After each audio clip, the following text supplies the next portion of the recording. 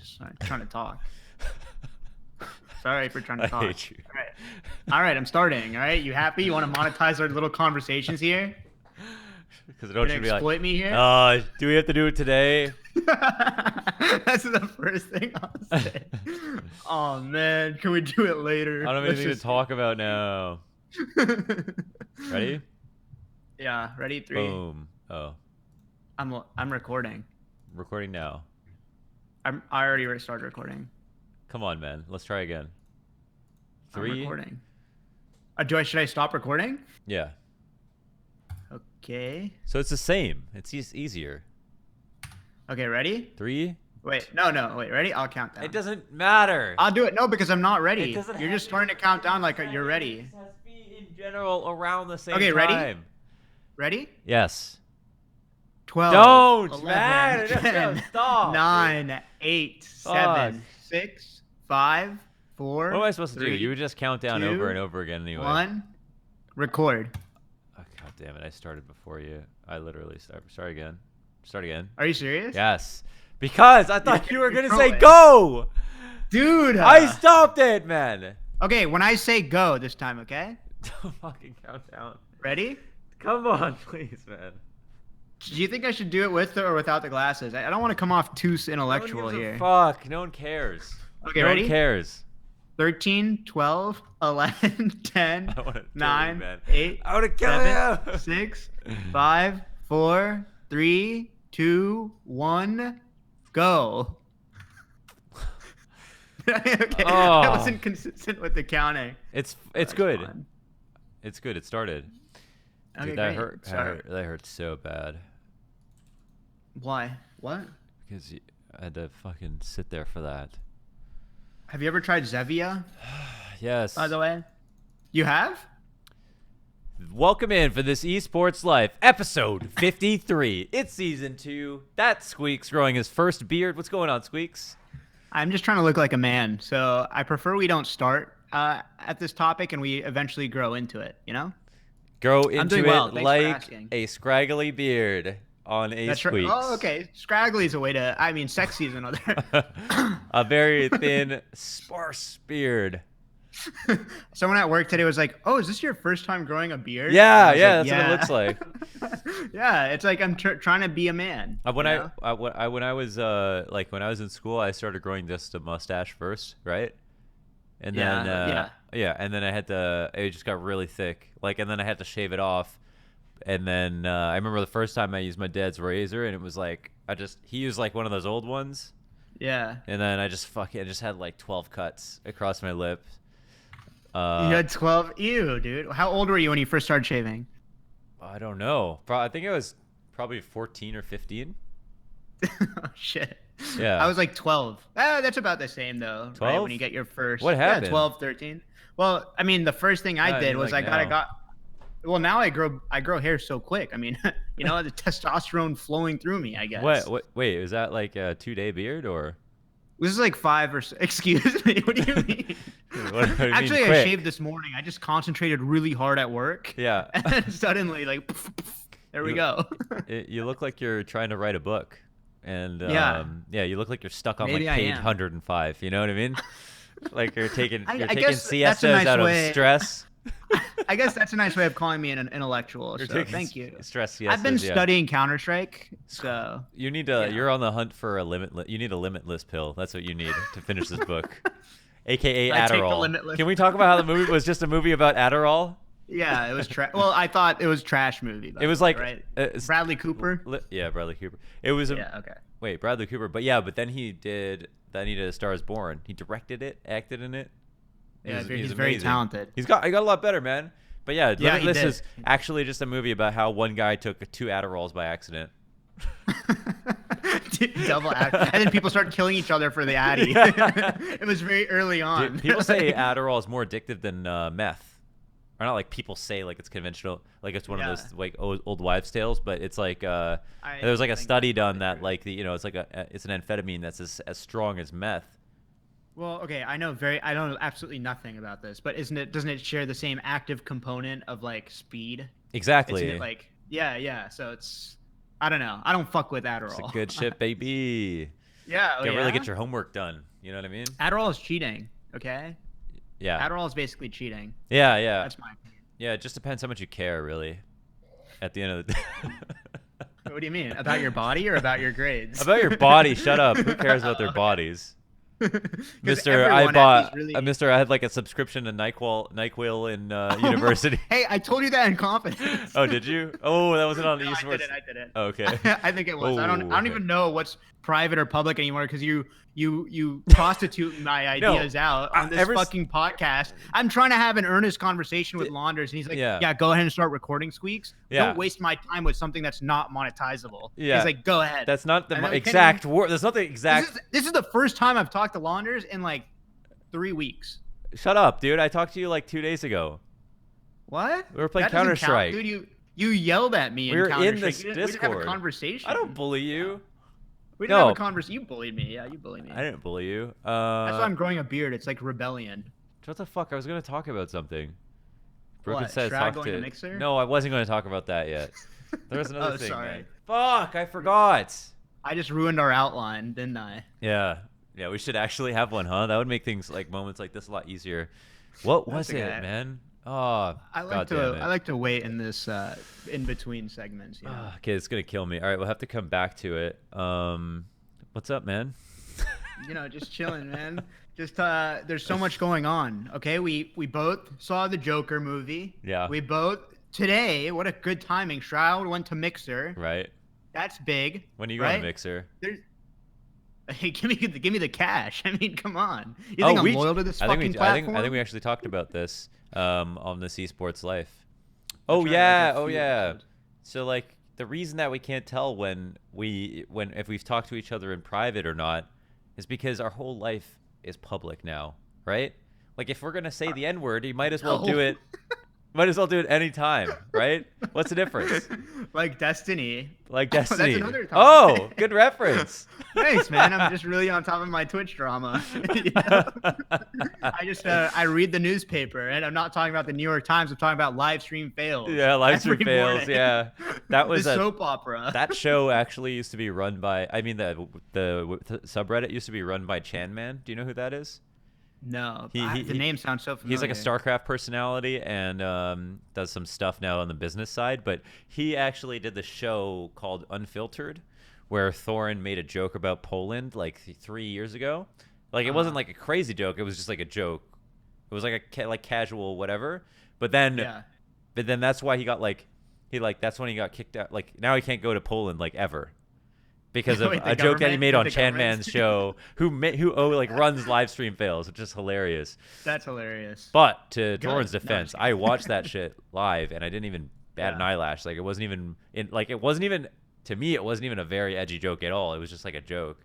But yeah, but you have to be careful, man. If you're a public figure, you know things that you say could be clipped and put wherever you have no clue. That's true. That's yeah. super fucking Someone scary. could be recording at any time, Squeaks. At any time. Yeah, I know, but it's true. Like, look at like even on, and for better or worse. Like, I think sometimes it's for like good. Like, look at the guy Shane Gillis. What are you gonna? What are you, Snowden defender or something? Or hey, we don't have to go there because they're gonna clip that in the future.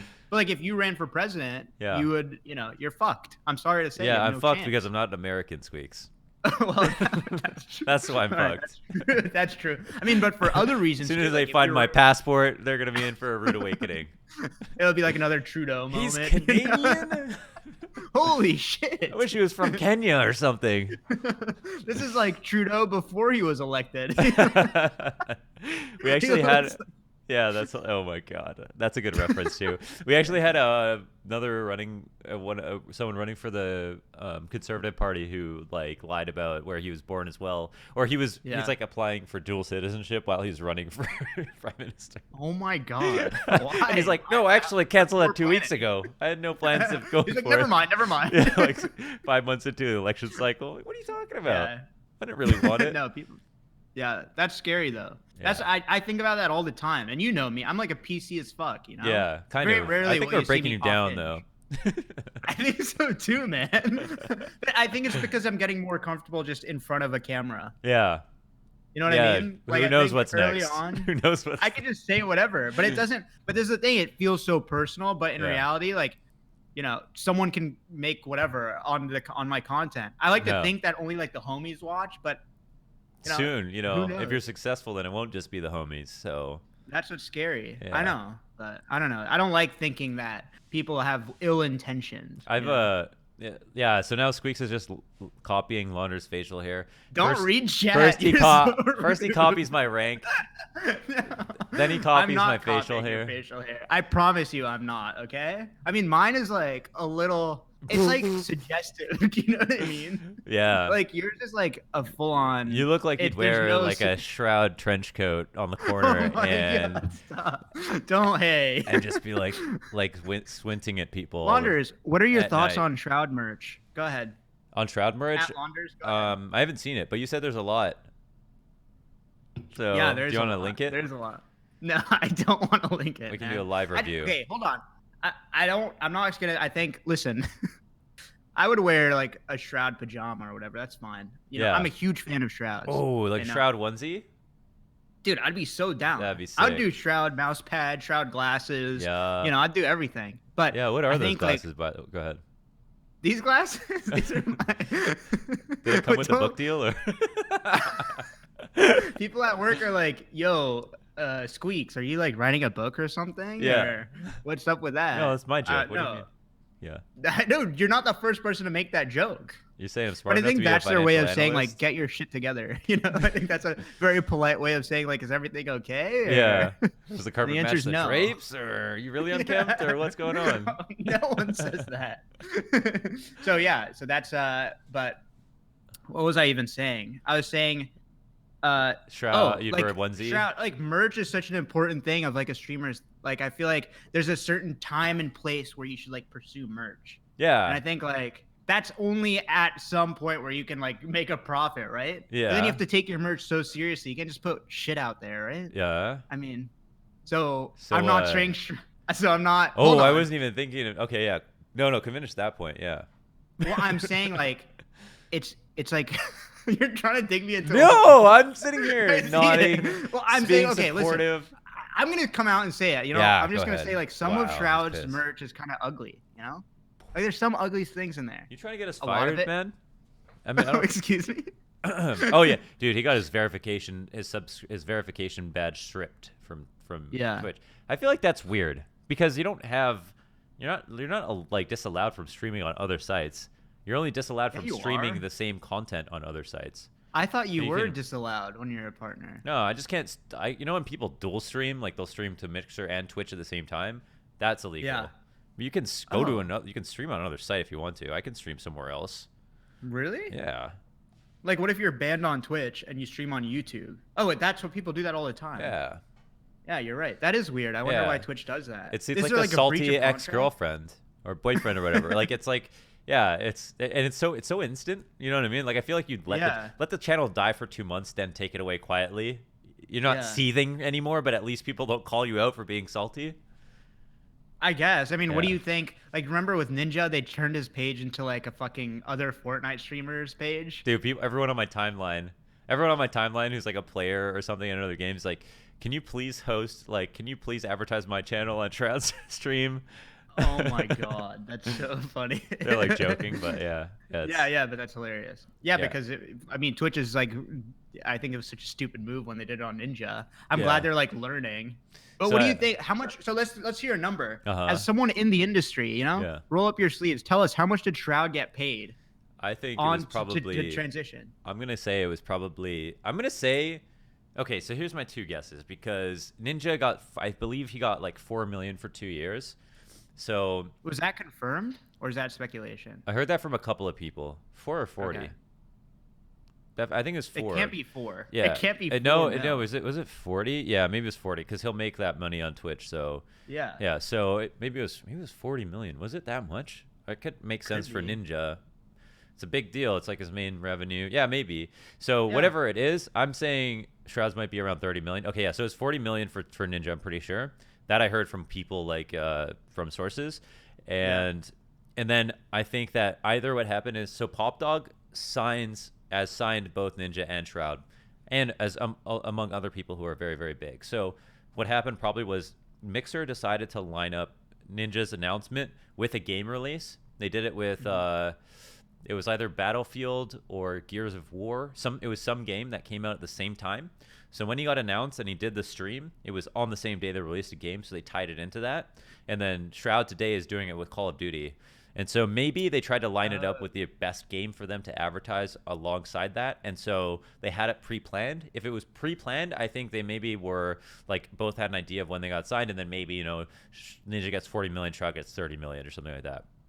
Do you think that it could be possible that Shroud got paid more than Ninja? Yeah. Go ahead. Yeah. So I think if it wasn't signed with Pop Dog, I would say you could shop. Okay. So first of all, if you have an agency, they're going to tell you, listen, Mixers sound Ninja, but there's no way that they were planning to stop at Ninja, right? Mm-hmm. That would be dumb. That would be a huge waste of money because you wouldn't get enough people to pull.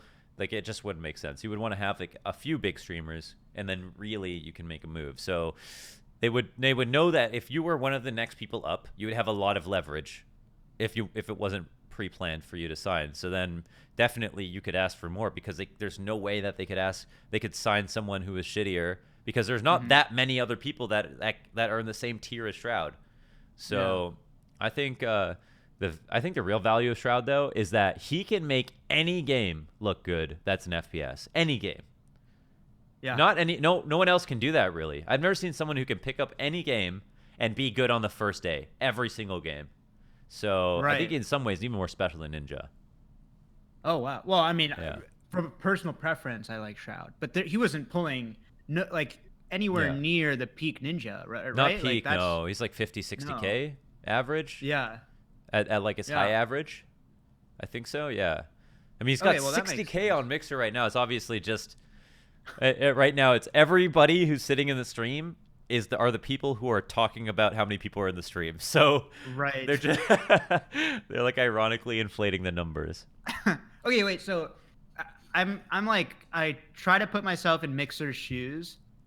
Like, my question is, if you were Shroud, Launders, and I paid you 30 mil, would you even care how well the platform does, like from a business standpoint? Or would you just be like, who gives a fuck? I'm just going to do what I've been typically doing.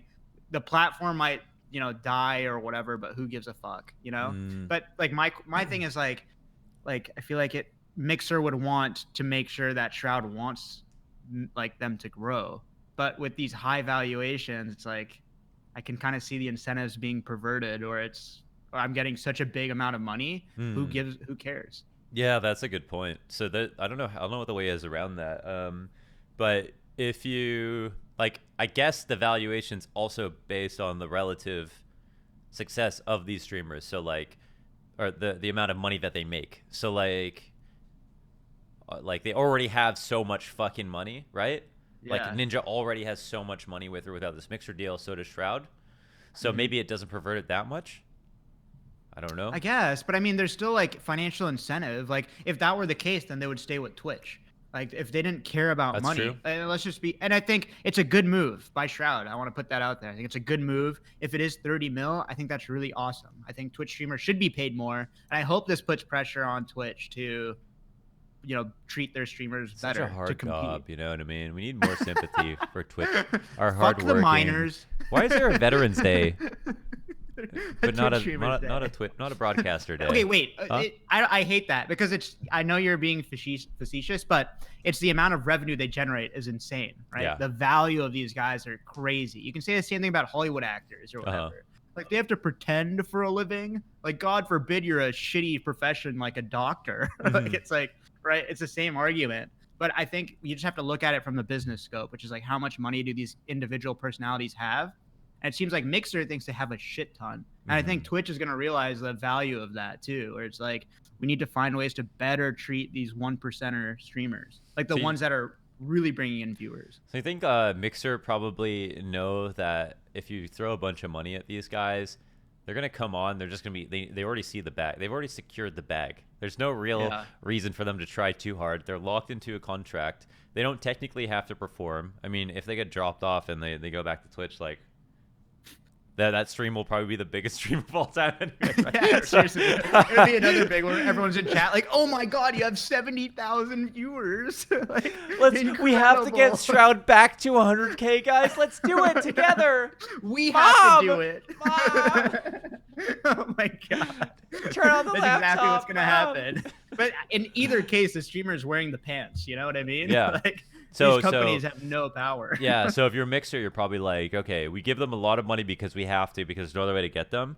But there's also no other way to make our platform competitive, because Twitch has they're just so deeply rooted in the communities, all the communities, they have so many relationships they've built. People love them. Like, it's like everyone at every level has a friend at Twitch, and it's just that's what makes it the most disgusting. The one thing that I've seen out, like when I'm working at events over all these years, is I have met and made good friends with so many people at Twitch. I have never met anybody from MLG, Azubu, or Facebook or YouTube. Oh, you love even Azubu, YouTube, I know that. even when YouTube was giving out tons of money and they were actually buying into esports tournaments and things like ECS, I never met a single person from YouTube. They were faceless to me. So Twitch, on the other hand, they send people out to the events. Man, at the summit, there was one dude whose job it was to just buy liquor for the after party who worked at Twitch. And he was the coolest guy ever. So that's probably why they sent him, so he can make friends, right? But that worked. That works so well. Then they have all the staff emotes on the staff faces on the emotes and like all the biggest streamers. And so they just did such a good job from that perspective. Yeah. Right. No, I mean, I get that. I mean, I feel like Twitch, people shit on Twitch all the time, right? It's like the cool thing to do right now. But I think Twitch does a really good job in certain aspects, but they do a really terrible job in others. In terms of like building a community, like I think TwitchCon's a really cool idea, and there's a community around streaming, and they really are able to cross-pollinate in that sense. But that being said, I feel like this conversation is a microcosm for like Epic Games and Steam, where I wish I could say that the better service would win, but in reality, it's who can buy out the devs, the streamers, whatever, because the services are so reliant on these networking effects, where like you have to have people in your service to have value of your service. So how do we get the first few people? And the ugly truth is you have to buy them, basically, Yeah. You have to buy the streamer. You have to buy the dev. The way PayPal went to rise, like, got so popular was that they basically gave everyone a free $20 if you sign up for their service, because they know that the service is only valuable when you have those first few people. It's kind of like I think this is a good strategy. Like what else? How else could you compete? Even if Mixer was the best, like what are you gonna do? Everyone's on Twitch. Oh, I'm with you, man. I feel like hopefully most people are too. Like, how else would you compete with Twitch? I feel like is a big question, and giants have come in and tried. So like, I guess it took YouTube buying into smaller level contracts, but still big contracts, to show Mixer that you have to, if you're going to attack Twitch, you have to do it like full frontal. Like you've got to spend a lot of money, and otherwise you're just going to waste money. So in a sense, they spend a little bit more, but they go for the very top dogs. But nobody's having the conversation. I mean, people are actually worried about, at the time that YouTube could take over. And now it just feels like they're like a silently growing. They're kind of doing it well as well. They're just growing their Google, their YouTube, so they can grow. Mixer is a little bit more foreign, however. But yeah, this is like Mixer could actually beat out YouTube and Twitch. There's some like planet where that could happen. But I don't think anyone saw that with YouTube for a long time. Or with YouTube gaming. Yeah. No, and that's just a Google byproduct. I feel like they're just throwing 1,000 darts on a board and hoping one sticks. Yeah, but for every one that sticks, there's like 999 that are just like Google Wave, Google RSS Reader, Google. But then for everyone, there's like Google Earth. Guys, they shut down Google Trips, man. I fucking love that app. Oh shit! That was my. We're all dead, man. They're gonna take over the world. That was holy shit, dude. Someone called Will Smith, man. It's iRobot. It's iRobot. That was really terrifying for those who didn't pick it up. Hey Google. Oh no, you said it. It's gonna say something really scary. That actually scared the shit out of me. Got my Google. I thought someone was behind me. But I mean, that's why I don't think I have a feeling that Mixer is gonna be. It's gonna fizzle out. Seems like there's a lot of turnover, but in 2 years, I hope it doesn't. I think Mixer is gonna make Twitch better. You know, I think that's going to be the outcome. But will Project A make Counter-Strike better? Yeah. I think it already is starting. I think it's already starting to have that effect, or people are having conversations. You know. Yeah. The subreddit is like people are like, oh, you know, there's this weird tribalism around Counter-Strike now. Okay, I need to answer though for this, because sometimes I'm like, I look at Valve and I'm like, but will they? Because Gabe Newell not that they show up. Not that they can't. We haven't even seen his fucking flip flops at a major. But not that they can't, right? Not that they can't, but will they? Because if it affects their bottom line, they will. Okay, but at this point, Dota is so great, you know. Well, fuck Counter-Strike, dude. Fuck Dota, fuck Counter-Strike. Steam. Yeah. Oh, that's a good point. That's a really good point. Yeah, like it's not even just they're not even a games company. They make all their money from Steam. Counter-Strike and Dota barely make up anything compared to Steam. I mean, I can only imagine. Well, I mean, yeah, I think that Counter-Strike was like 4 billion last year in skins. The game's free. Dota's free. 4 billion in skins? That's wild. Yeah, it's not. That's an insane amount of money for just skins. What the fuck? Was it? Yeah, I think maybe. I think some of these are guesses too because they're private, so you can't see all that stuff. Right. You can't see their finances. I saw something crazy, but I think, and I also think that Counter-Strike sells more skins than Dota because the skins are kind of like it feels like they're more impactful in Counter-Strike than Dota. Like they're bigger and there's only so many guns and stuff. Dota, it's like smaller things. But yeah, and then in Dota they also make the skin money. But then Steam, bro. They literally get a cut of every transaction on every sale plus every game. Yeah. In the world. I wish I ran Steam. Yeah, that's a small. But I recently got into some Twitter conversation with some people about Steam and Epic. Okay. It's like Steam makes so much money, and it's monopolistic, right? Yeah. It's not a good thing. Okay, I need to rephrase that. Before Steam, it was so shitty. Do you remember having like CD-ROMs? Hated and there was like this. And there was like a piracy thing where you can like copy the CD-ROM onto your computer. Nobody had 12 games, right? Now you have like 300. Right. Yeah. And it's 2 terabyte hard drive on your fucking thumb drive. There's a value add, right? There's a value add for Steam. But then it became so stagnated because no one can compete with Steam. And then Epic came along and now they're really fighting, and Steam has improved so drastically in the last 2 years. Has it? There's a new I think it's got laggier. Well, they're adding a ton of shit. Oh, okay, yeah. They're adding so much stuff onto Steam. I mean, even the store is completely different, and I think that's ultimately a good thing. But I think if Valve is pressured on Steam, what do they have to fight Epic is to double down in Counter-Strike, you know? Oh, I didn't even think about that. CS. Double down in what their IP, which is Counter-Strike, Dota. Yeah. Artifact. Oh, pour one out. Yeah, they just released a massive update for Underlords today. Unbelievable. Underlords. Since the release they never added a new unit. And so everyone's like, "Well, come on, man. Here's TFT, so much attention." Today they released something like 15 new units, a duos game mode, a freestyle game mode, a complete UI overhaul, graphical update. They've released it. They've put out the game from beta. They added 2 things called Underlords. They added a jailing system to change the meta up all the time. Just no one's used to this. Everyone's used to balance changes for the units. This is just something else. And I heard that. So I heard at Valve that this is rumor. Yeah. Or is this I heard confirmation? I heard that if you're at Valve and you walk around at Valve, there's a really big Dota team. There's a very small Counter-Strike team, and they do care about Underlords. So you're double downing on Underlords. You're saying fuck Counter-Strike, fuck everyone who plays it, and I hope it dies because I'm double downing on Underlords. Is that no? True, I love Launders? Counter-Strike. Well, you know what I wonder though? If Counter-Strike was a game where you'd want balance changes all the time, would Dota would Valve if it needed them fresh content and stuff? Maybe it does. I don't know. Dude, But you know what? Fuck it.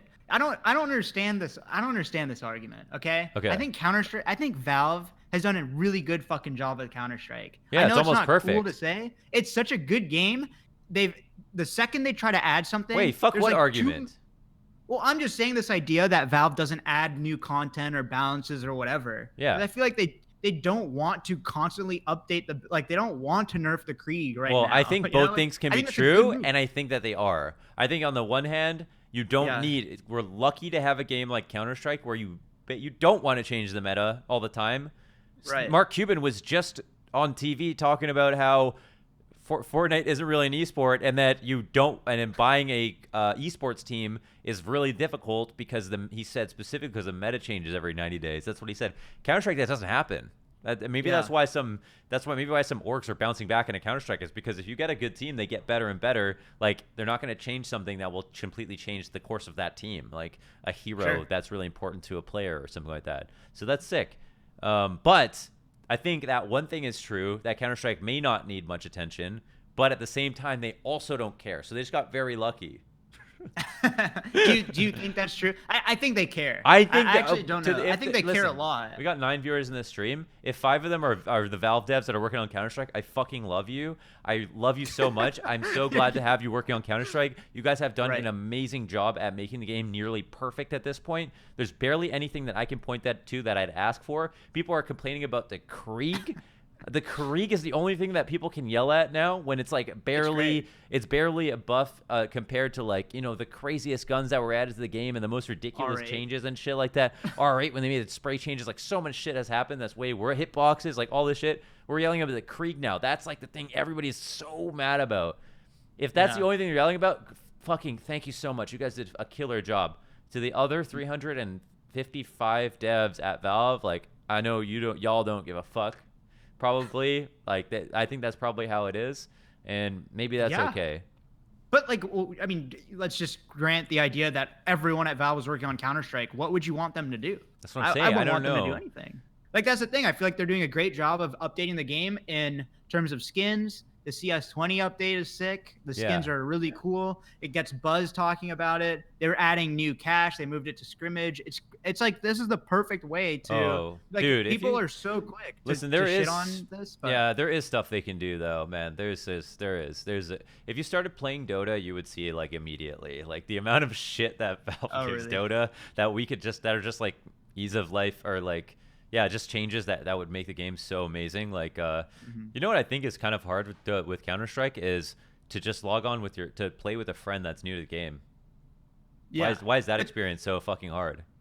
Right. What do you mean? In the sense of, like, queuing up together? What do you do? Like, yeah, you can only play casual. Has a different rule set than matchmaking, and they have the grind to level 21 to play. They have scrimmage. What is that? Oh, is that the non-ranked or whatever? Competitive. Oh, okay. So they added non-ranked. That's good. I didn't even know that. Yeah, that's how I practice. I'm just kidding. I barely play that. Dota has an insane amount of infrastructure dedicated to helping people learn Dota. They have a little subscription-based thing that's like $2 a month or whatever, and it'll tell you what to buy. It'll tell you what, like, items to buy for what units and in what situations. It'll tell you what most people do in certain situations, integrated into the UI. Plus, the actual fucking UI is insane. Like, it's on another fucking level. There's so much stuff. There's so many stats. There's so many. The graphical updates are crazy. I mean, you should see these updates, man. For Dota, it's just so nuts, and it's not just meta changes. Okay, so this is completely speaking out of my ass, but I want to try to add some conjecture here, because I think that my feeling is that they do that for Dota because you don't start enjoying it until you hit a certain point of competency. With Counter-Strike, I don't think that necessarily is true. I think you can have fun playing Counter-Strike because it's primitive in the terms of it's in the sense that you know what's going on. But with Dota, if you lock a kid in a room, I don't know. If you lock someone in a room and say to play. Pause for a second. I don't know why. Okay, lock anybody in a room. Doesn't have to be a kid. Lock him in a room and play Animal Crossing music. Get him really comfortable. Go ahead. Oh my god. But say go. Like, they would have more fun if they were playing Counter-Strike versus Dota, because I guess so. I don't know. That's a big difference. I learned Dota without any of that shit on my for fun. What do you mean? I played Dota All Stars in Warcraft. It was a goddamn Warcraft 3 mod. There was no help. That's different. That's back then. It was still a giant game. But you never played it on your own. Like, you played it with people. You know what I mean? Like, you. But that's what I'm saying. How many idiots does it take to screw in a light bulb? Like, none of us knew what we were doing. No, but I'm saying it's different because people now can go. Like, Valve is making the difference is they're imagining someone going into the game alone and seeing what their experience is like. Like, you know, when we played Warcraft 3 Dota, we always I played it whenever I was waiting for a scrim in CS, like in Source. You know, like we would just put it Blizzard on. games were the side games. With people. Yeah, it was a mod. It wasn't a real release. But I think that's the difference. Is like, can you understand it? That's why I'm a big fan of how Valve has treated Counter-Strike. I think the updates are in the right spots. Go play Dota, bro. Go people to play Dota 2. You've been playing a little bit of Fortnite. That's good. We're moving in the right direction to gain perspective. You know, when I put out that tweet and I was like, listen, all of these different FPSs that come out, they're all Counter-Strike competitors to some degree. The population that plays Counter-Strike has had forays in different games over the years. I've had so many subs from the stream that have said, like, oh, I've played Counter-Strike in a few months. What's going on? Or I haven't played Counter-Strike in 2 years, man. It's like, it's cool to see you're still streaming Counter-Strike or stuff like that. And they've gone and they've played Apex Legends. I've had a sub that went pro in Overwatch, a sub that went pro in Apex Legends, a sub that's like, they not only do they go and play, they're dedicated. They actually fully switch, because some people argue, oh, everyone just comes back to Counter-Strike. I think a lot of people do, but some people genuinely will like other FPS titles and go and try them. And the main reason they went to try them is because they were good in FPS game. They were good. They had a fucking giant mouse pad that stretched from one end of the desk to the other. They had a mechanical keyboard, a fucking 27-inch screen on 1920 by 1080 resolution, 144 hertz, and a stream. And you know what I mean? They wanted to try another game and see if they could get somewhere in that, and then they did. And I feel like, and I was gonna say, like how many people, I asked how many people haven't tried all of these other games. Because, and I was kind of, I mean, there's a lot of people that replied that said, I've only played Counter-Strike. And that's fine. I know there's a few people that have. I didn't play any other games until I had like 5,000 hours. But when you have if you have like 500 hours or like a few hundred hours in all these games, you get so much more perspective on everything, on like all these games when you talk about them or when you move to other games. And I feel like that's really important.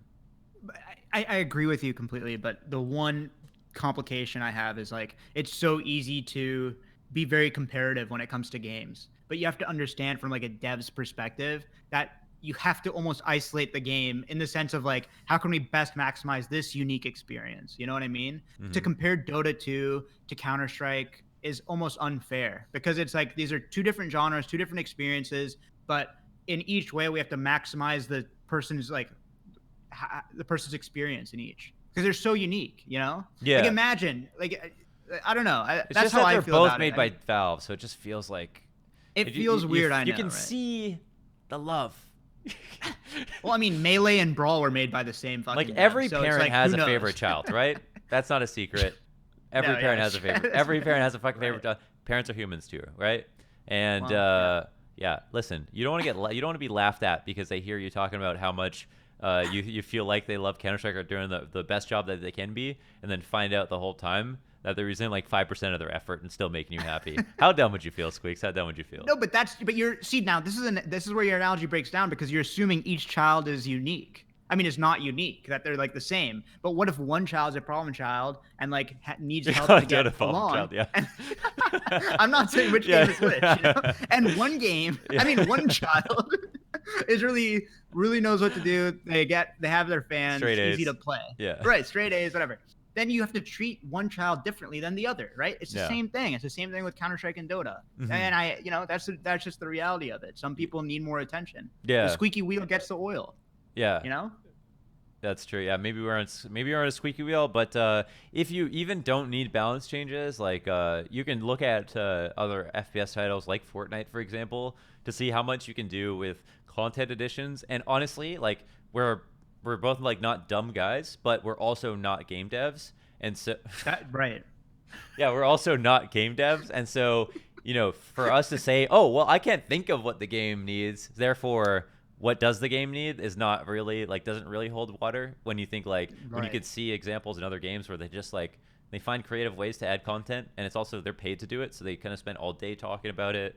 They have a degree in it, whatever, and so a degree in content. Oh god. I don't know. There is something like that. It's not like video content. It's, you know, yeah. No, I know. No, that makes sense, and it's easy for us as fans to go on our fucking tear about Counter-Strike or whatever. Yeah. But I'm a Valve apologist, I'd say. I think. I think you go too far. You're like, you're basically like, you know, you basically praise Valve no matter what. I mean, you're playing Dota Underlords instead of TFT. I'm mean, saying in the Valve universe, baby. I think delusional is a better word than anything. I mean, yeah. His game will speak. I mean, it's ridiculous. Dude, Half-Life 2 changed my life. Counter-Strike changed my life. Fucking Dota has had such a big impact in my life. I love Valve. Yeah. I feel like everyone wants to have. You know, it just sucks being a Blizzard fan. That's what really sucks. It doesn't really. You think about it, we have it bad kind of, but it really just sucks being a Blizzard fan at the end of the day. I think all game companies, you either die a hero or you live long enough to see yourself become Blizzard. Is basically what I'm saying. You know what I mean? Yeah. At the end of the day, everyone's a sellout. Bethesda used to be untouchable. They're shit now, apparently. Yeah. Oh my god. Like. Blizzard used to be untouchable, dude. Yeah, Blizzard used to be like up there. The sad part about fuck Bethesda, right? But the sad part about Blizzard, sad part about Blizzard is they have so much good IP. Like Dota IP is all Blizzard's IP. It's just it's like one, it's like 1/10 of all of the great characters and shit that they've made in their games. And they just fucking shit on it. At least if they were Nintendo and they're like, fuck esports, then it'd be okay. But they're not. They're like, we like esports. You can make a career in StarCraft. We won't ruin your entire life. We won't. Yeah, no, with copyright strike. Yeah. I mean, that's a problem. I think it's the ego, it's the institutional growth objective. Is when you just want to grow as much as possible, you lose identity. I think Nintendo turns stuff down because they want to preserve their identity as a company. Yeah. And they've been consistent with that. They've been, you know, for better or worse, I would say. I think. No, I mean, there's an example of that. But. Yeah, at least they're consistent, but, you know, hopefully the boomers die soon, right? We want Dude, that's weird. You shouldn't be so self-critical, you know? Wow, okay. Come on. I'm loosely a boomer, but there's some real boomers out there, right? Sure. Like, you look like you're trying to do a boomer impersonation, okay? So. What do you mean? I mean, listen, I'm just one with the kids. I'm playing Fortnite. Oh my god. Lock him in a room. Don't lock. I hate that trend. I don't know why. I mean, listen, I'm playing Fortnite, right? That's sick. I was flossing, baby, after my victory royale. Oh my god, that was hilarious. Squeaks after he won it. Was that your first victory royale? Yeah, it was I was trying to play it cool. I was pretty excited. It was a pretty early first victory royale, yeah. And Squeaks was like on the mic, and he was like, "Oh," I was like, "Yo, Squeaks floss." He's like, "Okay." And then like a minute later, he's like, "Still flossing, man." Can I stop? I'm tired.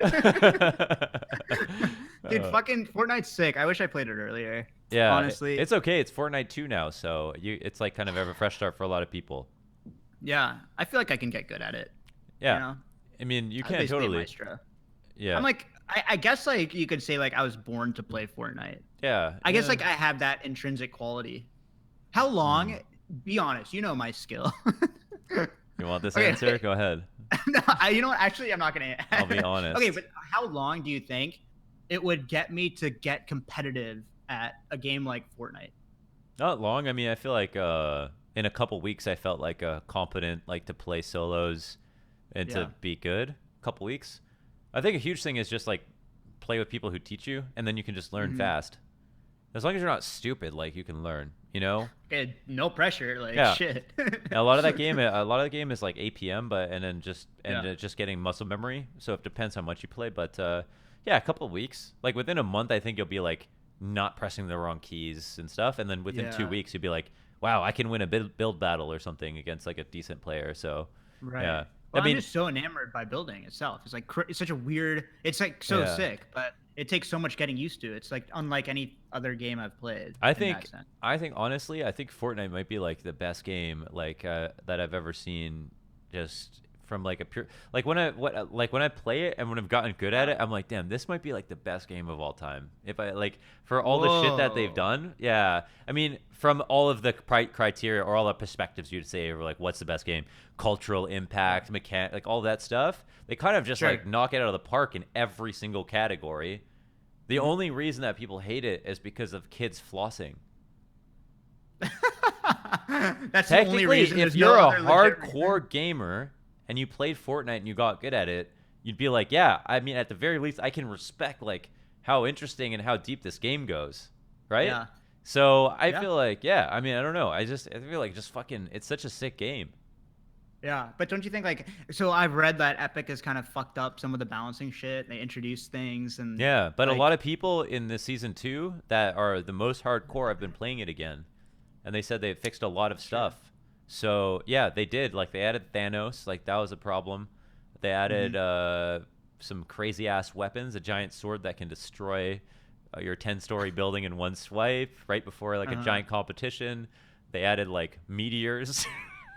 That's sick, man. It's like Sim City, baby. Yeah, is it? Yeah, I don't know. It's they RNG. They've had some flubs, and there'll probably be more. But at least they're trying. Yeah. I think, they're trying to keep it compelling. Yeah. And that's respect. I mean, if I was Epic, I would not touch it. They're also pretty consistent. They're also pretty consistent because they've never said esports. It's only people who play or people on Twitter that'd be like, they don't respect the esport. They've never ever said esports. If you want to subject yourself to the torture of jumping into a game where they could literally add a fucking laser saber that can destroy your entire like your structure that took years of practice to make sure you built properly and in one swipe, then you can do it, but you have to know that they're never going to call this an esport.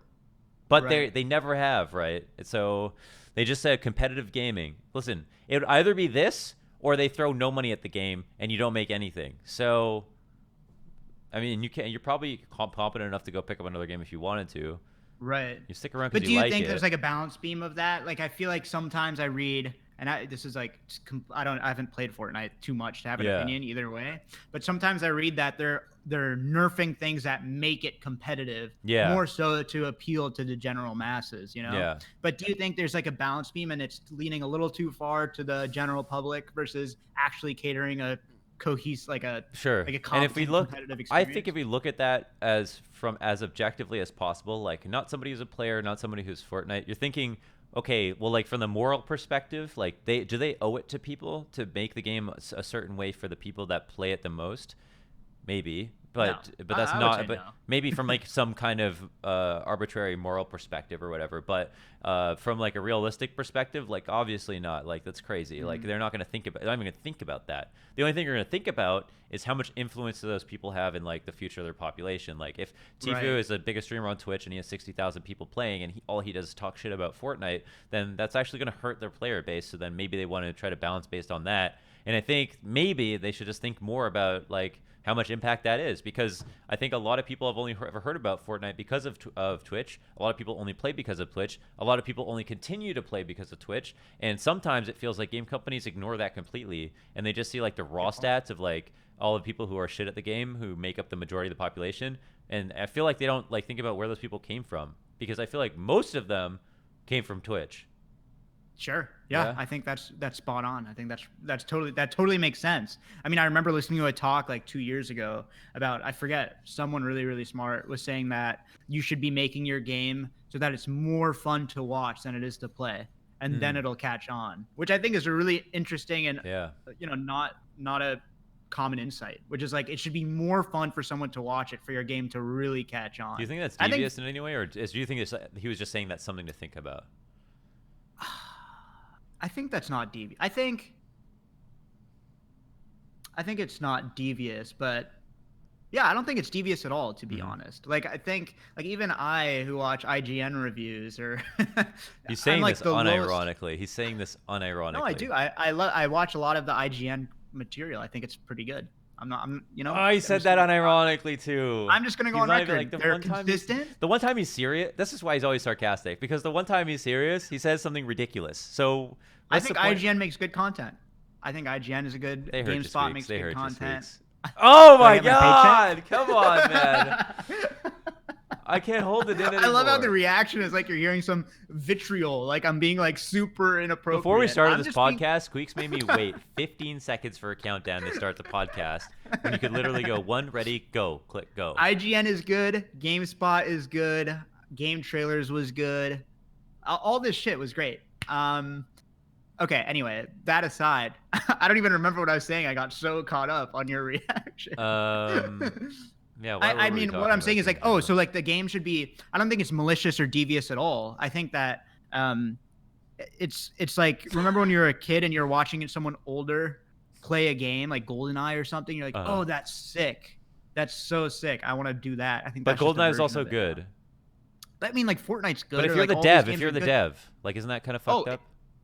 I mean, there's devs that make cookie clicker, for fuck's sake. Like, but this isn't is that like fun? Crack. It's not fun. It's like crack, man. It's like task based. It's like you get your fucking hit every time you click a button. I mean, I'll make a gambling game. Yeah, but you play like Harvest Moon or whatever. Like, it's literally just I play Stardew Valley. Stardew Valley, yeah. Yeah, it's a great game. That's because there's like crack in it. It's like there's like good shit in there. Yeah. And there's also like depth. That's like the perfect. That's like cookie clicker. That's like the fucking meth. But there's also like there's some depth there too. You know. So it's the perfect mix between the two. I can't think of a game that's more like that's fun to watch that I played. I was like, wow, this game is shit. How come it's so fun to watch?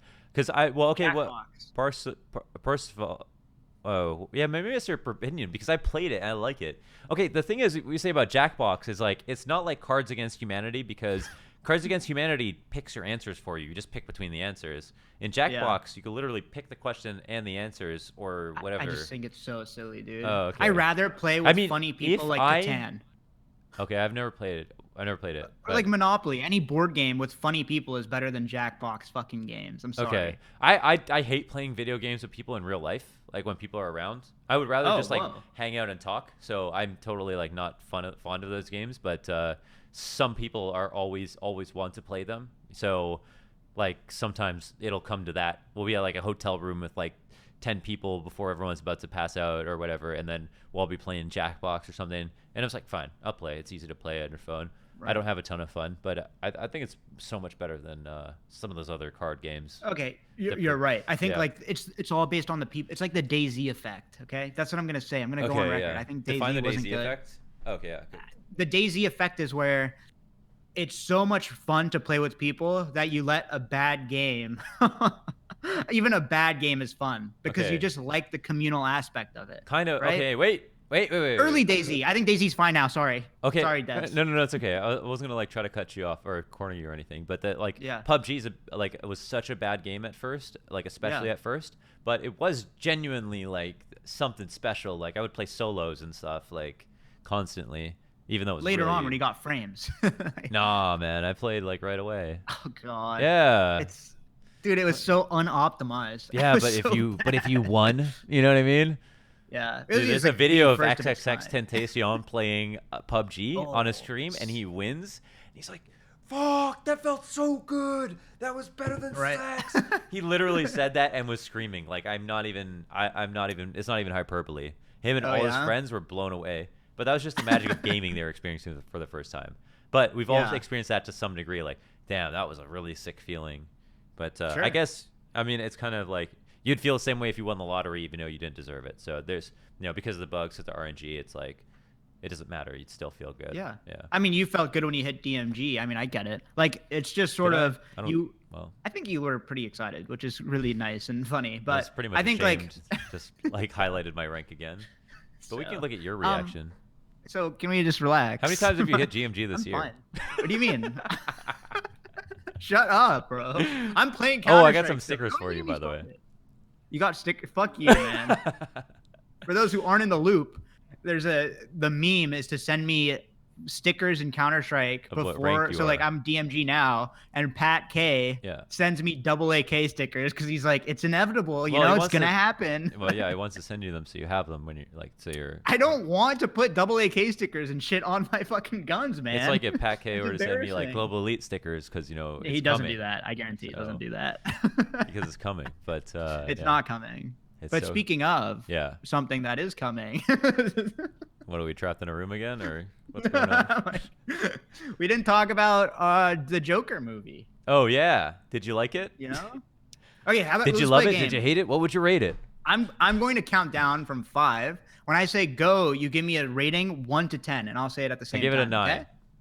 Great. No, I give it 8.5. No. I'll give it like an count. I'll do it. No, you just ruined it. I didn't even like pick a 7 mine or 8. 7 or 8. 7 or 8. Okay. What about you? I give it 8.5. Okay. Oh, and then let's try to avoid spoilers, so you don't have to be scared of spoiling anything, unless Launders just completely fucks it up. I mean, it's not. So why would you give it an 8? I liked actually. So I heard some stuff about people were had some problems with the plot and how it's tied together. I actually thought they kind of tied things in really well to the storyline, where all of the things you expected to be there came through, and then they also did it in a way which it wasn't exactly expected. There was some stuff that maybe was expected. There's one thing where there's things that we know about the Joker that won't spoil for the movie, right? So if you don't know about the Joker at all, maybe don't watch this. But this is just to say about the Joker. But like he's schizophrenic, right? So he he in the movie he has a time where he like hooks up with some chick, and then you see that it was all. Am I ruining stuff? Is this spoilery? Yeah, I guess I was like, that's it. He's not schizophrenic, too. I don't know if that's schizophrenia. That's like just insanity. I think that was just general insanity. He was schizophrenic, though, right? Is he split? Schizophrenic means you're talking you hear voices in your head and you're talking to them. Yeah. Not necessarily like you don't envision. Well, I think the Joker is schizophrenic, even if. Okay, sure. I'm sure he is part of it, but yeah, go ahead. How do I do this without spoiling? Well, I mean, just your general consensus. You're talking about like the game. You're not gameplay. You're talking about the storyline. Okay. And, you costume design was a 10. That factors in. All right, good. I just don't want to spoil anything. This is the most random. Really good costume design. Okay, great. I really liked that. Okay, the acting. All right. 10 out of 10. Acting Joaquin 10 out of 10. Yeah. 10 out of 10. Okay, what's Heath Ledger? What do you mean? What's your rating? For Heath Ledger? Yeah. 10 out of 10. Okay.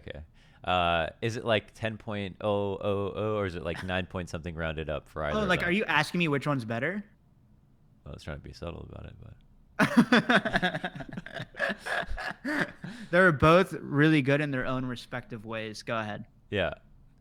Okay, well, right? Yeah. So like That's Heath fair. Ledger's performance is like perfect. And then Joaquin Phoenix is like, I didn't have any problems with it. Pretty much perfect as well. Like I can't really think of anything. I'm gonna have to let that, I've watched The Dark Knight like probably 10 times since it came out. So, I've only watched The Joker once, but really recently. But yeah, it was just a great performance. Fuck everybody who's like, oh, Joaquin Phoenix about to put Heath Ledger to bed. Like, there's actually people saying that before the movie came out. People said that? And that's when I realized I am a fucking boomer, because there's people who haven't even watched The Dark Knight. There's people in the world that haven't watched The Dark Knight. That's disgusting. Think about that. That's it's that old disgusting. now. But it's not that old. It's like kind 5 of years. No, it's like 9 years. When did really? When did The Dark Knight come out? Oh, Dark Knight, because Dark Knight Rises came out. The one after it, I forgot about that. The Dark Knight 2005. No, 2008. Sorry, it's 10 years. Yeah. 11 years. Holy shit. Yeah, 11 years. I remember seeing that in theater. There's people. There's people that were 8 years old when that are in like our chats crazy. now, right? So so they don't even fucking know. Like wipe the fucking Cheeto dust off your face. You little shrimp. Okay? Whoa. Sit the fuck down in your goddamn DX Racer. All right, dude? In Fortnite, bro. Yeah. Hold your mom's hand when you cross the street. Whoa. Shortstop. All right? What? God damn. Now that everyone's clicked away from the podcast, now you can really say your views. Yeah. So so Heath Ledger was like fucking and I think all that made me want to see is if Heath Ledger was able to have a profile piece like Joaquin Phoenix did, what would that have looked like? Because I mean, I want to see both. I wouldn't want one to be erased because of it. But I think technically the movie that was supposed to come out after The Dark Knight was supposed to be that for Heath Ledger. And then he freaking dipped on everybody. Yeah, it's sad. Yeah. But like, I don't know. I felt like this doesn't complement The Dark Knight at all. No, like it's not the same movie at all. If anyone's expecting that, it's not even close. It's not, but I don't know. I felt like Joaquin Phoenix this is one of the best performances he's ever had. It was one of the best acting I've ever seen in a movie, which is crazy. But I think from a narrative perspective, it was okay. Yeah. I think like it was interesting, but are we in the non-spoilery part? Or the spoilery part? Can you just say? Okay, let's start spoilery right now. Okay. So click away if you don't want to hear it. But in consensus, Launders and I both liked it. Yeah. I'll give you like 2 seconds. Okay, now we're talking about spoilers, but I don't understand why the relationship was a thing. Like, I don't get what that added. Why couldn't they just take out the relationship with the girl completely? Oh, fair. I just thought that was confusing. Yeah, I was like, why? Oh, interesting. Yeah, sorry. Go ahead. Like, it didn't add to. I don't know if it added that much, and it just felt like it was like clunky. I just like didn't understand it. It was like trying to be like a cool twist when there didn't need to be one. You know, I think that was like a big thing, and I think that like the ending was really strong, but it kind of wavered a little bit in the middle when the mom got sick. It wavered a little bit in the Like middle. it got a little slow. But I mean, I see. You know what I mean? Like it was like, come on, and then it ended so good. I think the last like 45 minutes was so sick. Mm-hmm. I think for a lot of people, they would say the first hour was the worst part, which is interesting to me. I don't know. I pretty much like the whole thing. The relationship thing, I see that. I'm trying to think, like, are there any because like, does that do any character building? It just basically, they're just basically trying to shock you with something you didn't realize. One thing I thought I would have been fine if they didn't show the fucking flashbacks. You know what I mean? Because the flashbacks was just like too on the nose. Like, we already knew, right? I was talking to Blay. He said the same thing, and I was like, we knew like that. There could have been at least a little bit more mystery there, I guess. But I don't know. Yeah. Do you think this movie could have existed? I'm sorry, I didn't mean to cut you off. But do you think this movie could have existed without the Batman lore around it? Like, could this have just been a guy being insane, and it could have stood on its own without being like a Joker movie, just someone going insane? Yeah. I think so too. But, like, that's why I'm like, why are they? It seems like he's like a real dude, Batman, right? Like in comic books, he's not like a super villain who has superpowers. So he's kind of just like a Batman real dude. or Joker? Well, both. Yeah, no, I agree, but I'm saying, like, I wish this movie. There's a part of me that wishes this movie wasn't Batman. Like, it wasn't the Joker. Like, it was it was just its own its own film that wasn't Joker related. That's why, like, does it take away? It doesn't. I don't think. I think it does a little bit. I think it does a little bit because it's rationalizing. Like, there was. Yeah, it's just so weird. It doesn't make sense. Like, Batman's a little boy, and the Joker is like 30 something. It's like it doesn't fit nicely with every other piece of Batman fiction, you know? Oh, it doesn't? Like, in terms of timeline? I thought it was fine. I mean, the Joker, Arthur, is like 30-something in this movie, right? And Batman was like 11 or 13. So what? Joker's like 60 when Batman's ready to... Like, you know, it's like... 60, I mean, like, I don't know. Like, I mean, Joker, is Batman like 40 years old in The Dark Knight? No, he's not. Yeah, it's not registering for A or P, dude. Okay. This isn't Boomer. Well, but I mean, Boomer, Joker could have been like 20 something and still been the same dude, right? I mean, sure. Yeah. But what I'm saying is, like, why I feel like they're grabbing to the Batman IP just to get people in the door, and then they're having a really good That's single. Interesting. You're like looking at it from the back. Almost they came in from that side as opposed to they wanted to make the Joker and then added on the relatable backstory. I thought I kind of thought that they. Okay, that's interesting. I thought that they did that well, and I liked. One of my favorite parts was when you just see how his parents die in the alleyway, and then you get the answer as to like how that happens in the first place, or that Bruce Wayne's dad is an asshole, and that he's like how he's tied into their storyline. And I guess as a fan of Batman, I did like it. Yeah, I don't know. That's like never been the lore though. Like it's just never. It's just like it's sort of like it's based on a different Joker though. So there's been lots of Jokers over the years.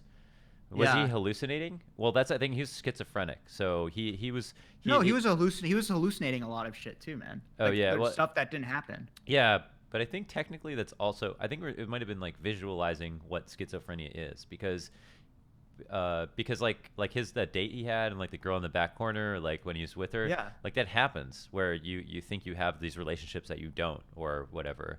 But that's hallucinating, I would say. Maybe I guess I guess so. But like there's been so many versions of Joker as well. Like even Heath Ledger's Joker was not the same Joker as this one, who was supposed to be even more like almost. You can see how he turned into this guy from a real person, whereas Heath Ledger's Joker was more of a sensationalized comic book version of the Joker that is just like this fucking psychopath, but it's almost unclear, you know, if there was any real beginning that could explain this. Yes, that's a really good point. But I think this kind of does disservice to that, because I like the idea of Joker standing as this the dichotomy between Batman and Joker is that Joker is just a representation of chaos. Like there is no rationalization of this character. He just acts purely out of chaos, whereas Batman is super structured and disciplined. Like he has a moral code and he follows a certain path. So it's an interesting villain and hero thing. Totally. But with the Joker movie, it's rationalizing the Joker in a way that's like, here's why he's chaotic, but you can't do that because it takes away from Batman. I guess so. Did you think that they did a bad job though with showing how this could actually happen to somebody? I think they did a good also job. Mentally ill. Like, I mean, it's not just somebody who gets beat down by society. It's some freak. It's some fucking weirdo.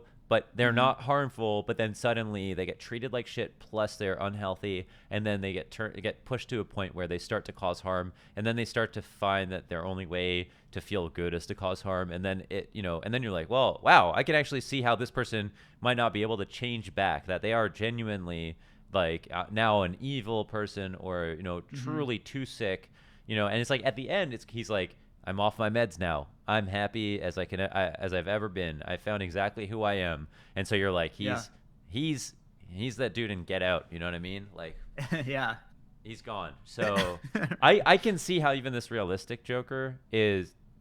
I feel like they sold me on how they showed somebody turning from a normal dude to like a truly unchangeable supervillain. Yeah, I mean, I just wish it wasn't Joker. I wish it was just someone going insane and became a villain, or just someone evil, but now they're like artistically tied to Batman, because I would love to see what happens after, or like before, or something like, I think it'd be interesting, but now it's like, what can you do? Because now you're constrained by the Batman lore as well. I guess it's just a lot though. There's a lot of lore. I mean, there is, and honestly, they're not ashamed of recycling everything 4 times within your lifespan. So but I enjoyed it. Everyone should watch it for sure. Yeah. I think so. It's hard to not recommend. It feels like no one was disappointed. I didn't even see, even within the gutter of the internet, the gutter, even within the worst people on the internet, like the comment sections and the forums, I didn't see anybody that was actually kind of putting down a performance of somebody else apart from Jared Leto, who did Leto, who did the Suicide Squad Joker. He was creepy. I did see some people that were like, I'm sorry, Jared Leto, but it just wasn't as good, and those people drove me nuts. But that's sad. But I didn't see anybody kind of shitting on one person or other for the most part, which is great. Yeah. That's true. I mean, they both did really, really good fucking jobs. They both did fucking great indisputably, I think objectively. Yeah, and it was like such a good performance. Hardest possible act to follow ever, because he died. Yeah, oh my because God. He died too, right? Like, that doesn't help you. It added to the mystery almost, It made his performance even stronger. Yeah, I watched a fucking 20-minute video and like, did he really do it because of his role as Joker? And I was still left with more questions after it was over. So that movie was one of the best, I would say. Dark Knight. Yeah, Dark Knight. Yeah, there's another Nolan movie coming out soon. Is there, with Harry Styles, right? He likes that kid. They did Dunkirk. Yeah, Harry Styles was in Dunkirk. Yeah. It was loud. It was loud. Yeah, I never really liked it either. I don't know. People, I feel like Nathan Taylor watched it like 3 times or something in theaters. Oh, really? Yeah. They're deaf now. I thought it was like good and looked good, but it is so loud. It looked fine. It wasn't a Nolan film to me. Yeah. It didn't feel like a Nolan film. It felt like a pretty good horror film. Yeah. He likes to fuck around with like crazy set design and time travel and weird shit. Like just weird shit where you don't know if it's the beginning, middle, or end, and I love that. That's true too. Yeah, that's true too. You just like the like Memento and you have to really pay attention. That's great. But Dunkirk was kind of passive. Yeah, that's an interesting point. Yeah. Cool. Yeah, I think that's it. Holy fuck! And then this weekend, an hour. Yeah, what's going on? This weekend, aren't you? You're not going to be here. That's why we're recording right now, right? Yeah. Well, I'll be here for a little bit tomorrow. Oh. Yeah. If you want to do another podcast. We'll see. What are you thinking? Nah, we'll see. We're gonna come back tomorrow. His beard's gonna be gray. Stressed out. The thing. Like the last podcast was such a long time ago. I didn't have a beard, so you can compare and contrast. And I wasn't wearing crazy. my glasses. Why did you start growing a beard? Just got bored? I just wanted to try it. Too cheap for razors now? I'm trying to find my inner chakras. No, I'm just I've never had a beard. I was like, now's the time to try it, you know? Yeah. Oh, Sink says you look handsomer. I love Omar. I'll pay him later. Okay. Let's wrap this up. All right. So, do you have anything to plug? You got any merch coming out or what? Yeah, visit Shroud. No. No merch. I stream on Twitch, twitch.tv/squeaks15. Live right now. Not live right now. Well, it depends when you're listening to this. Not really selling yourself. And yeah, that's it. Thanks for listening. At Esports Follow Pod. me on Twitch. At Launders on why would Twitter. we plug our own Esports Pod on the podcast? Well, it's on because we're on Twitch right now. Oh, thisesportslife.com. Follow us. At Launders on Twitter, at Squeaks15 on Twitter. And Squeaks15 on Twitter. Thanks. Buy some Boxer merch, store.boxer.gg. The new merch. New merch. That was sick, man. It was sick. Yeah, it looks dude, cool. I'm Taylor excited did such a job with the photos, dude. Those look so sick. Dude, the one on the easel? Yeah. Oh my god. So Taylor's wife actually works for a I don't want to say it's like an advertising company, I think. So she has clients and she does stuff like that, like either video or like ads or photos, or it might be a magazine, something like that. So she's so familiar with this, and Taylor's also got really good photography. So that's super sick. Can't wait to see what we do they come out really well. The pictures themselves are dope too. Oh yeah. So we got more stuff coming around. It's around the corner. A lot of stuff in the works. Let's leak it on the podcast, okay? Go for it. You already know everything that's happening, so go ahead. I don't know anything. Leak what you want. You're in the meetings. What are you talking about? Zevia review or oh yeah, we have we actually have a really important review that I need to read. It's not in the place that you'd expect it to be. Like, they didn't have any number left on the review, but I think it's quite important, so I'm going to go ahead and read it right now. Are they shitting this on is me? from Tom Atherton at Tomavo, Tomavo _. Hi guys, just wanted to clear something up as a UK listener. Recently took a trip to Canada, bracket. I was at Lake Louise the day before you, Moan, and tasted my first LaCroix while it's there. I was understandably very excited when I saw a stall at the Whistler Wanderlust Festival handing out free LaCroix. Don't judge me. We weren't there for that. I'm not a hipster. I do own a Patagonia. I do own 3 Patagonia tees, though! Exclamation so defensive. Point. Sorry, After all the good reviews Squeaks had given it, I was shocked. It tasted terrible. I tried 3 flavors and couldn't finish half a can of any of them. It was very subpar version of San Pellegrino, which is also not good. Enjoy listening to the pod, and I'm Gold Nova on CS. Cheers, Tom. Okay, so thanks for the review, Tom. You're wrong. Absolutely, unequivocally wrong. Well, he's really asking for your opinion. That was just his thing that he was saying. I'm just saying, listen, you don't want me to have a rebuttal here? Thanks for listening. Thanks for supporting the show or whatever. But you're wrong about LaCroix. I mean, you just have to develop. It's like an avocado. Oh, you know? God. You're telling people to try to enjoy a fucking soda. You don't try to enjoy it. It's an acquired taste, dude. You just have to. What ingredient in there is the same as any acquired taste ingredient in any other food in the world? Put your ego away, dude, for once. Okay, listen. Fucking dragon fruit or whatever is in it. All I'm saying is you have to try it to really understand, like to really keep drinking it. At some point, you'll get it. Stop. You just have to keep Stop wasting people's money, Squeaks. Stop wasting people's money. We're not even sponsored. Keep trying it. He created LaCroix, waste. my DMs are open. He created waste because he was so distraught. Halfway through 3 cans, they had to go in the garbage. Listen. If you don't like LaCroix, try Zevia. It's also pretty good. Yeah, but that actually uses like a high amount of the sugar alternative, where LaCroix is. Yeah, I mean like stevia. Stevia, yeah. Yeah. Yeah. Joe Rogan loves that. I think it's good too. It tastes good. It tastes like real sugar though. That's the thing. LaCroix doesn't have like sucralose or LaCroix's whatever. fun. It's just fun water, you know. Have some fun, Launders. It's bubbly, trendy, silly. It's just like okay. The only drawback about Zevia is that it's expensive. Yeah, but you're worth it, you know. Yeah, you're worth it, big guy. Yeah. Treat yourself to Zevia. Okay, thanks so much for the review. And if you want to leave that in a more official place where people can read it in public, you can do that on the Apple iTunes podcast. Can we get some people leaving a review about how good LaCroix is? Can we do that? That's not biased. I mean, a 5-star review about. Okay. Now I'm on board. Now I don't care. I'm gonna post a link in chat. Okay, enjoy. Yeah. Oh, wrong link. Wow. Okay. All right, guys, I'm out of here. Bye, everybody. Peace. See ya.